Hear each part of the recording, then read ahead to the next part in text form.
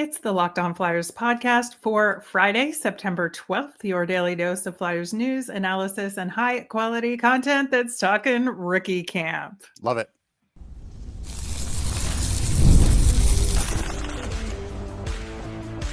You're Locked On Flyers, your daily podcast on the Philadelphia Flyers. Part of the Locked On Podcast Network, your team every day. Hey there, and thanks for making Locked On Flyers your first listen every day. I am Rachel Donner. I've been podcasting about the Flyers, the NHL, and hockey for a decade, and I'm here with prospect expert and Flyers credentialed reporter for 20 years, Russ Cohen. To keep up with our latest episodes and Flyers news, you can find us at Locked On Flyers on Instagram, Threads, Blue Sky, and Twitter, and of course here on the Locked On Podcast Network, your team every day. Russ, we were indeed at day one of Flyers rookie camp. If you saw our Instagram story, you'd see a little clip from some of the drills going on there. And always exciting to have the first official day of Flyers activity for the season under our belts. Yeah, it was really good. And I felt like pretty organized considering they're playing tomorrow or today. Right. So, it's like, that's a big deal. Like, it's hard to kind of group those guys together, kind of let them get loose, start going over some drills, but then also start trying to like simulate game action. So we got to see all of that. We did. And, obviously the elephant in the room here is the status of Jett Luchanko, right? Right. We noticed when all the guys came out onto the ice, he was the only one from the list that was missing. And of course, that made us a little concerned. And the Flyers officially put out a little bit later in the day yesterday that he was held out for precautionary reasons, and they expect him to start with a regular training camp. But things can always change, but that is still of concern. No, there's reason to concern. I mean, that's, everybody else who Jackie Spiegel mentioned in a tweet about what they had going on, and everybody gets physicaled. Right. Jett was on that list, and so was Bonk and Barkey, and Bonk and Barkey were out there. So, yeah, there's a little bit to worry about. Yeah, there is on that front. And of course, that affects like what the lines are going to be at the rookie series games. And it's not that, these games, win or lose, matter in the grand scheme of things, but you do want to see these combinations of guys in the small circumstances that we all have them all together. And so to not have him out there for this is a little disappointing on that front. Yeah, no doubt. I'm sure some of these guys would love to play with Jett even in one of these games before they go back, and that would have been a thrill for them. Yeah, I think so. And again, for us to see them together and see what the future could potentially look like for the Philadelphia Flyers. One thing we do know is that the future of the Lehigh Valley Phantoms is with John Snowden. We had him on the show recently, and when we talked to him, he very much emphasized a defense first mentality, and that's where he was going to start to build their game from. And that's literally what we saw at day one of rookie camp, right? Yeah, he definitely did. He yelled like he said he would again. And but no, he was showing that. And what's interesting is, for someone like me, who's been to a lot of these, sometimes player development's just kind of mentioned in passing. Yeah, player development. Sure, of course we are. Or, but he's really got a focus on it. And more of a focus than Ian LePerrier did, or really anybody else has in many years, to mention it, and to mention it to players like the way he's mentioning it to players. Like, this is, so I think that's something where that has been missing, and now it's there, and that's only going to help him. Yeah, I think he just strikes the right balance of coaching to win and coaching to enhance their individual games. And you could just hear it in everything he said about how the practice was run, how it went, and his comments afterwards about some of the individual players. I think, he, to your earlier point, mentioned the readiness for gameplay in a basically 24-hour turnaround. It was a difficult thing to do, but he knew he had to do it. And so that's why this practice session, and I'm assuming the morning skate today, will be a lot of just basics, like how are we going to operate as a unit out there? Yeah, the morning skate will have lines like, the Nesbitt bump 2 mile line happened at the end of that camp that was talked about. If that happens in warmups, then it's happening in the game. So it's just, it was very organized. John is a critical thinker, and not everybody's a critical thinker, and that's not being critical of them, but it's just when I see it, I recognize it, and that's a very big attribute to have. Yeah, and I think the other two things he emphasized is play with and without the puck, so that it allows the guys to be creative in their own individual way within the structure of this defense out kind of system they were working with. And then pace, like to get to game speed that quickly, again, in a somewhat unfamiliar group, is a really difficult thing to do. But the kind of drills that he was putting together allowed them to look at the different combinations of the types of play they're going to have to do, whether it's end to end or whether it's side to side, whether it's in tight corners, like all the different kinds of situations, to work all of that into one short practice was a big deal. Yeah, and the other thing that he mentioned, which was really big, was he talked about how he told players, like, this is how you do this. This is how you're going to play in the NHL. Like, it's never been fully spelled out like that. Like, we heard John say to Oliver Bonk, what he should work on, but it's never been spelled out like that. And I think that's a big thing. And then the other big thing is something that I like to see that happens in the business world. And he basically said, I don't want everybody on my coaching staff to agree with me. But if you don't agree with me, then you better have an explanation, a detailed explanation as to why not. And then we'll talk about it. And you don't hear about that openly from coaches. And you should hear it more. And I think that's an important thing. You don't want everybody around you agreeing with you. Yeah, I think that's absolutely important. And it was just a good, well-rounded practice and a well-rounded discussion with him afterwards about what his motivations are. And I think to your point about players and their individual roles, he did kind of hone in on finding the right role for these guys at the NHL level. So here's what you need to work on to be This is what I think you are. Work on this. Exactly. And again, we just have not heard that kind of thing from this team. And I think that's detailed. Right. It's a really good sign. And, he was talking about that in context of a question about Oliver Bonk, who we will be having on the show a little bit later in the next segment. We got to talk to him, and he had some really interesting answers about what he's looking forward to this rookie he got camp. specific with us too, and I appreciate that. Yeah, absolutely. So we will have that for you a little bit later. Want to talk about some of the other guys, though, too. And I think for me, one of the other guys that stood out a lot was Alex Bump. I think he was playing at pace and with the level of intensity you expect to see. And he is that guy. He is that competitor. But to see like the finer details of it come along with the pace and the intensity, it was really important to see. Yeah, I think the biggest thing that he showed off, I didn't see anything out of him offensively, but it doesn't matter if you do or you don't. Sometimes you do, sometimes you don't in this situation. But I did defensively. I saw him really paying attention on defense and really hanging with his guys and trying to do those things right. And that's more than I saw out of him last year until he was in the AHL, and then I saw some of that. So I thought that was a good first step, to start the year to do that.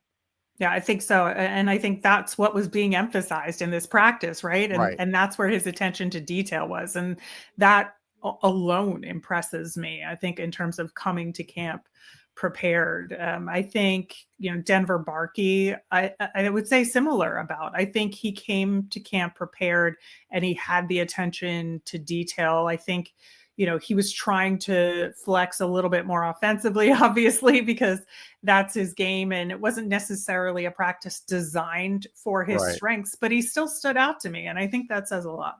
Yeah. I mean, the big thing I think people should know about Barkey is it's not going to be like Oliver Bonk where you could put on like 13 pounds of muscle. He's just not able to do that. Right. But, I think which we will get into because that was hilarious. Yeah. I think he could be 170, 172, something like that. And that will take time. He can't do it quickly. But what I did see is probably out of everybody that played today, he had the fastest release on his shot. So that was impressive. And so when I see that, I'm like, okay, you're going to need that. And so that's good. That shined through. Yeah, I think he and Tuamala were the ones taking the most sharp shots. Now, whether Yeah. they hit the net or not, another Yeah, question. But Tuamala as scored a far nice as one. He did. Mhm. But I just thought his release, to be honest, could be faster. I saw Right. him struggle a little with his release at times. And so that's something that I think he needs to work on. Even though we all know he has this scoring touch, but when you're moving up, when you're thinking about moving up to that next level, and Snowden talked about Tuamala, that's going to be something where you can't have that. So we'll see. We'll see how that goes. That's maybe something that gets corrected in this camp. Right. And I think in terms of, again, finding your role and working toward that and increasing those skills, I thought Carson DeWart looked really good as well defensively.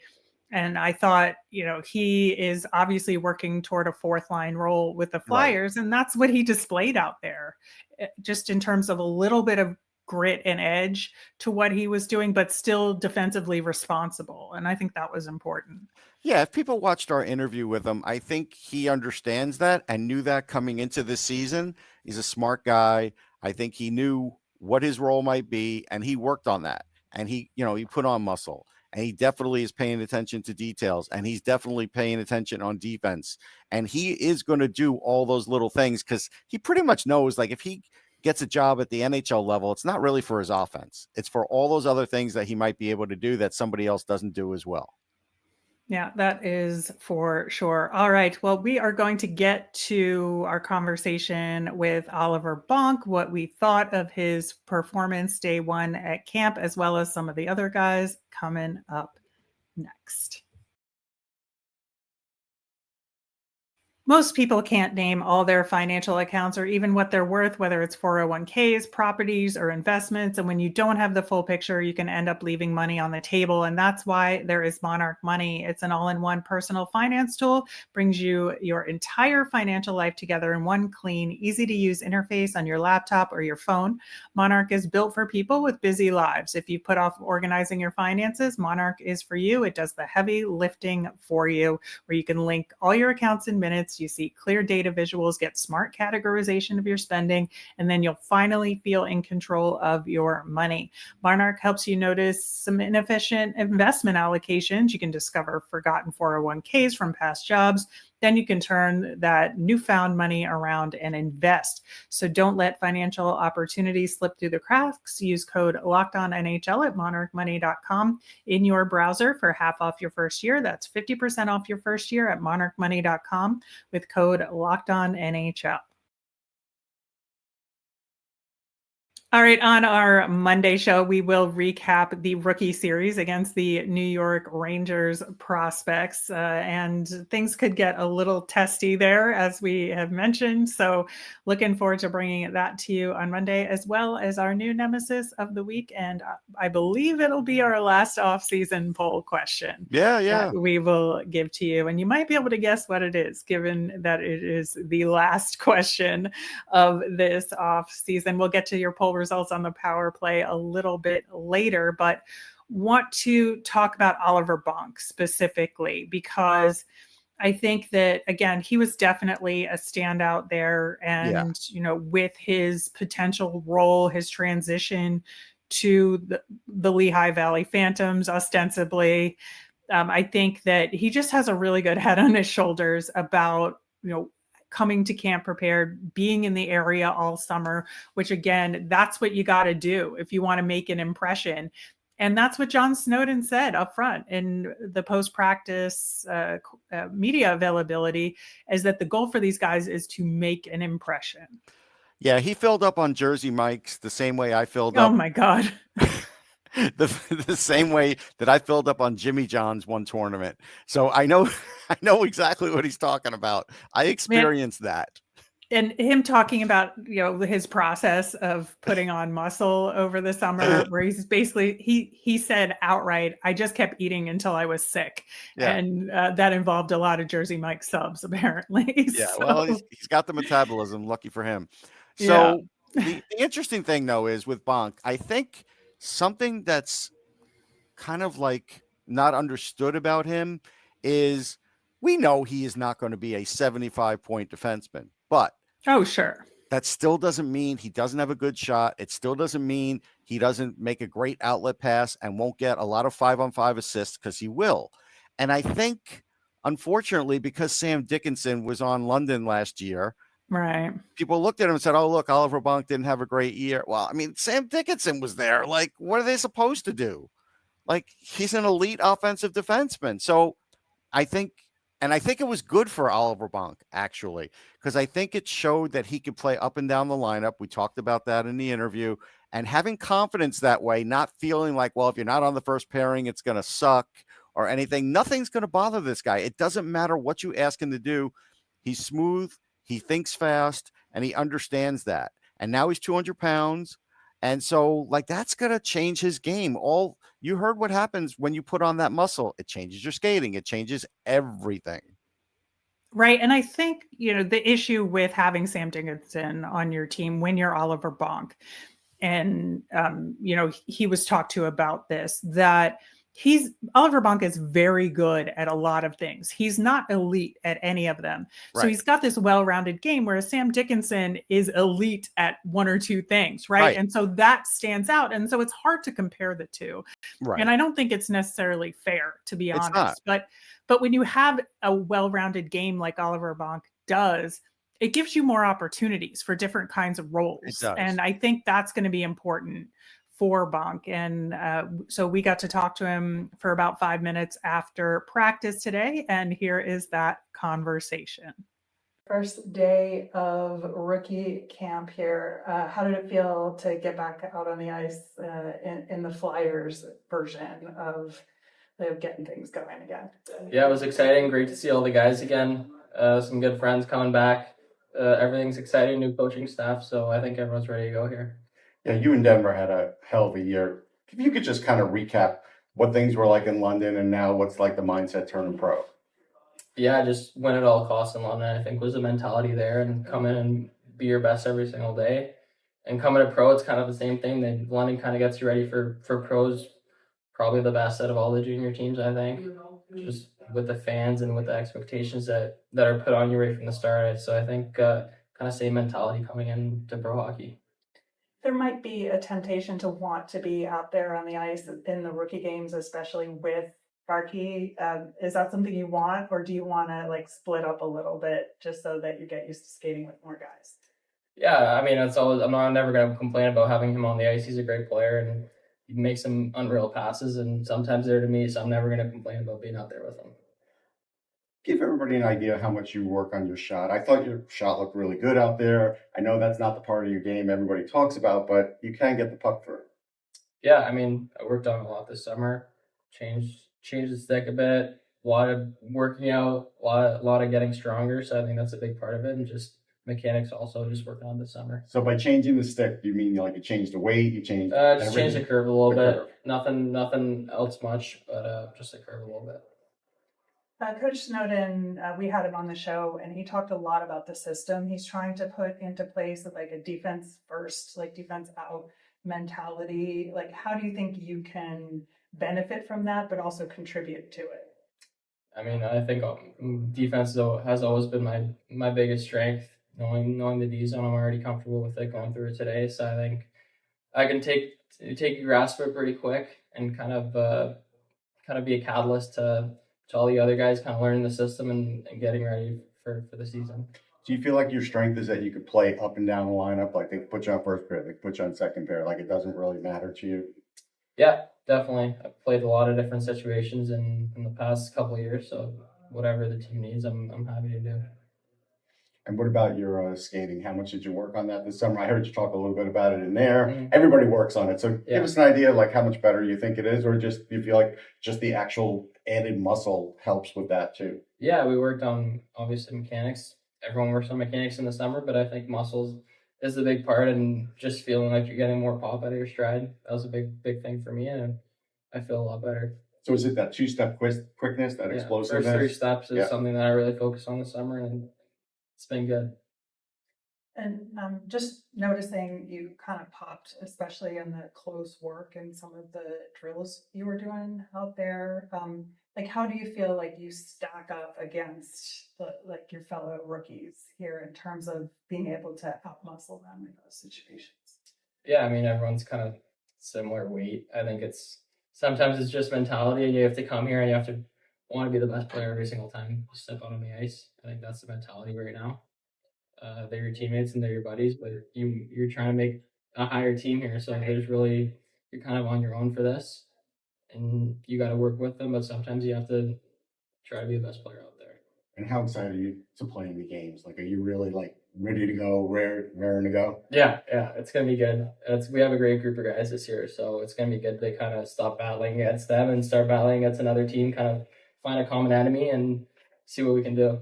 Speaking of which, things always seem to get testy against the Rangers prospects. I don't know what it is, whether it's the first game of the season, kind of energy or what, but what else are you looking forward to about those games? I don't know, just the intensity of playing another hockey game again. It's exciting. It's what you love to do. So just ready to go. Thanks. All right, thanks so much. No problem. Yeah, so he is raring to go, right? He really is. Like, I give him credit. I think it's the hardest thing to do is to come in camp for one day and then be like, yeah, let's play a game. Like me, I'd be like, I don't know. Even if I was doing it for like a media game, I'd be like, I don't know. Even if I was on the ice for a week, I'd be like, I'm ready for a game. Really? Like, it's just unbelievable how raring and ready to go some of these guys are. Yeah. So is there anybody else you want to talk about that stood out to you from camp? Yeah. Austin Moeling, I don't think ever gets talked about enough because we've talked about how we feel like his development path is going to take a certain amount of time, but he looks bigger, looks stronger. He was doing all the right things as far as where he was positioning himself.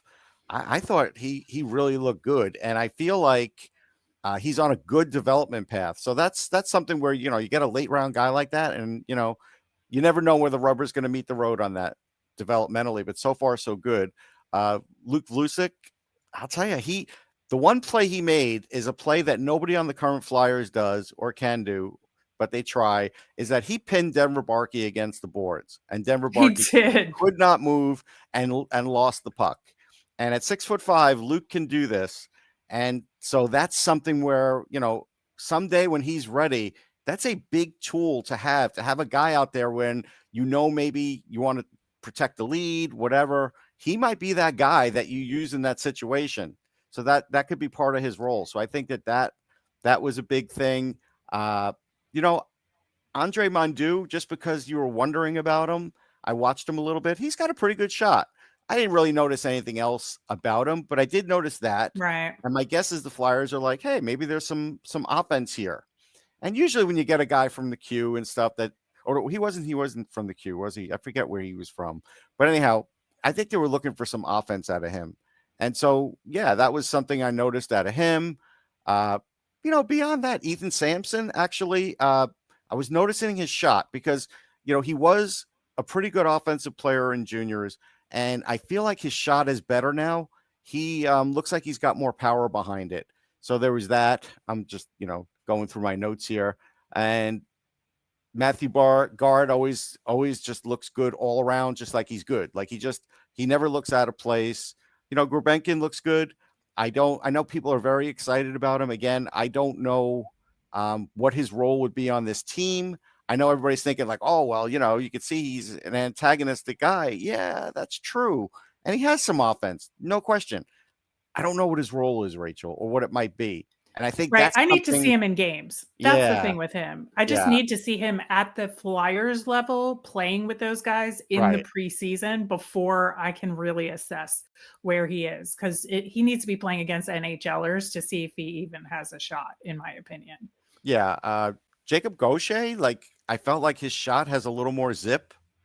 So that was something where I felt like, I think he's a little slow. I think he needs to get his speed up a little bit. He's just like a half step behind sometimes. But again, he's one of those well-rounded guys that can do a lot of things, but nothing elite. And so he's just going to have to find his niche and that'll be his opening, right? Yeah, no, that'll be his opening. And we talked about Samu Tuamala. I mean, he did shoot a lot. And I think I was marginally impressed. His goal that he scored, everybody hoot and hollered. That was nice. It was against the invite goalie. Just I know. Saying that. A guy named Costanzo, not Costanza, but make whatever joke you like. It's fine.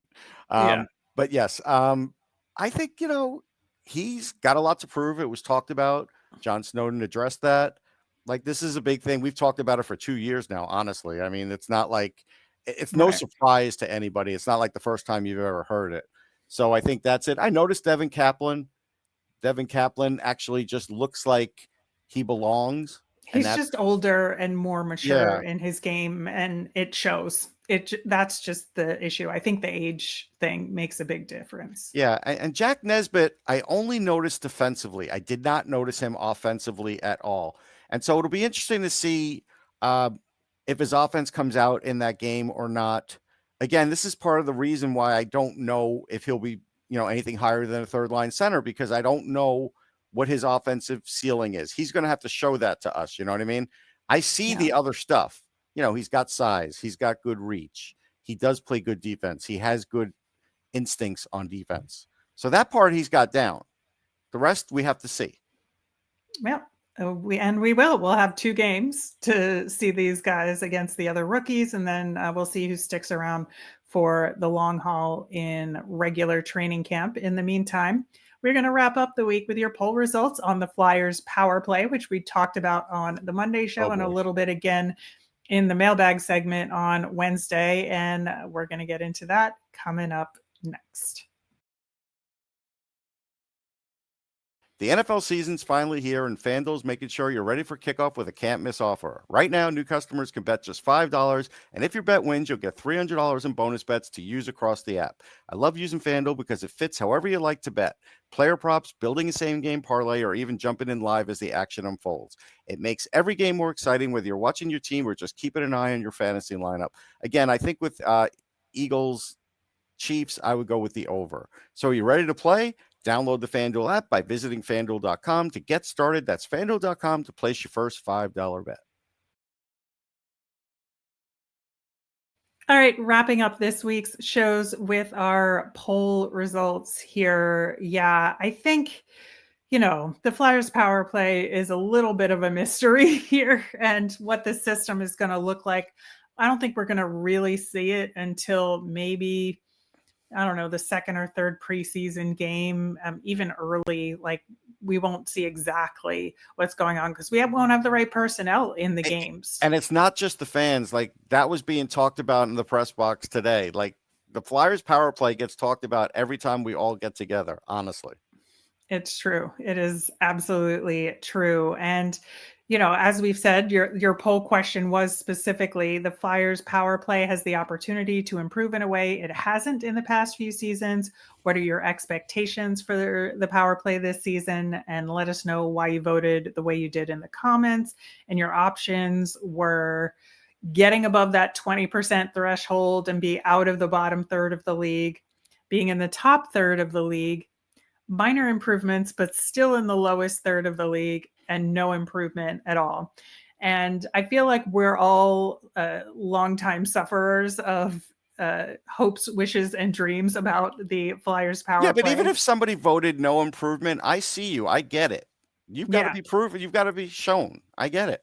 Right. So the biggest vote getter was minor improvement, but still in the lowest third of the league. And that's kind of where we projected. We thought they would be, that they would move up, but still kind of be not a super high bar, Rachel. It's just not. No, it is not.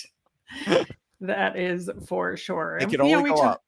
Yeah, we talked about some of the limitations because it's the same personnel for the most part. Right. We did talk about it in the mailbag that maybe some rookies, if they crack the lineup, that could give them a different look. But we just didn't think that they would necessarily crack the lineup early enough that early in the season we would see that they would kind of stick with the same old, at least to start things off. And I think that's fair, but the fact that over half of you think that that's where it's going to end up, a little sad, but also I think it's fair. I think it's absolutely fair and realistic for y'all out there. The second highest vote was greater than 20% or out of the bottom third of the league. We talked about Montreal being the bar in terms of what you need to clear in order to get above 20%. as it matches up against this past season. And 43% of you said that. So that is actually pretty optimistic, I'd say. That is. And hey, no reason not to be. You have changes there. You have Mitchkov a year later. You hope that, there's a little better movement from the point and actual shots getting through. So, yeah, I mean, it's early. Why not? Yep, absolutely. And then the outliers in this week's poll were the getting into the top third of the league, which you have to put as an option, right? But come on, like, what are the chances? I mean, hockey's weird, but this poll proved they have the same chance of doing that, Rachel, as the same chance of being in the same spot. That's the funny thing. That made me laugh. It's so funny. Both of them at 3%. That made me laugh. Like no improvement and top third. I mean, I think it checks out. Yeah, there's a big difference in between, right? There's a big area. So that made me laugh. Yeah, and I think that what this says in total is that there's a realistic aspect to the fan base about the power play, but a always hopeful aspect as well. And I think that sums up Flyers fandom in a nutshell, right? Yeah, realistic, but always a little hopeful. Yeah, of course. I was talking to people at the rink today before I went up, and there was definitely some hope. Yeah, we always love to see that. And I think that, there's a lot to look forward to. Hopefully the power play improving is one of those things. That will do it for today's show. Thanks so much for listening. We will be back Monday to recap the rookie series against the New York Rangers kids, plus our new nemesis of the week and our last offseason poll question. And as a reminder, we always want to hear from you. If you've got mailbag questions or Flyers thoughts, let us know on any of our socials at Locked On Flyers. You can email us at lockedonflyers@gmail.com or comment on our YouTube channel. I'm Rachel. I'm on Blue Sky and Twitter at rmiriam. That's RMIRIAM. I'm Russ. I'm at Sportsology on the same socials, SPORTSOLOGY. Have a great weekend, everyone.